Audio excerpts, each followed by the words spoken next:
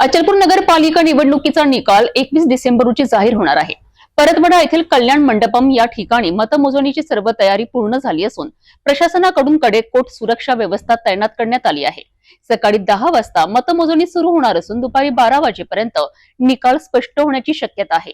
अचलपूर नगरपालिका निवडणुकीच्या मतमोजणीसाठी परतवाडा येथील कल्याण मंडपम येथे सर्व मतमोजणी अधिकारी व कर्मचाऱ्यांना विशेष प्रशिक्षण देण्यात आले। निवडणूक निर्णय अधिकारी बळवंत अखरराव यांनी माहिती देताना सांगितले की एकूण 12 टेबलवर मतमोजणी होणार असून सकाळी 10 वाजता मतमोजणी सुरू होईल आणि दुपारी 12 वाजेपर्यंत 21 प्रभागांचे तसेच नगराध्यक्ष पदांचा निकाल जाहीर होईल।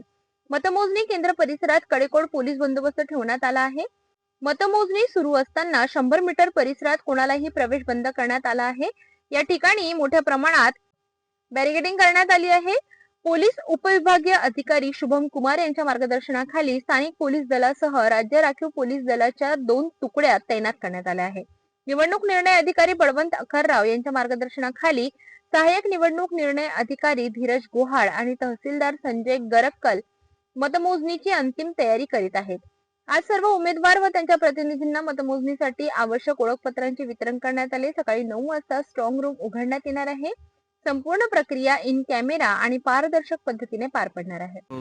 चुनाव के परिणाम आने वाले हैं, परिणाम को देखते हुए आप खुद प्रहार से आपकी उम्मीदवारी थी, आपके परिवार के क्या क्या प्रतिक्रिया आपकी? आपका शुभ नाम?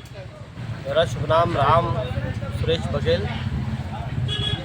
अब कल मतमोजनी है, कल देखो जो भी चुनावी परिणाम आएंगे आखिरी जनता का निर्णय है।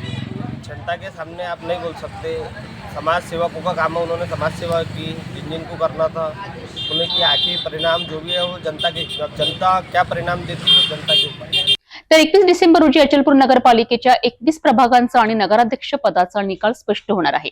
सर्वांचे लक्ष लागून राहिले आहेत ते अचलपूरच्या राजकीय चित्राकडे।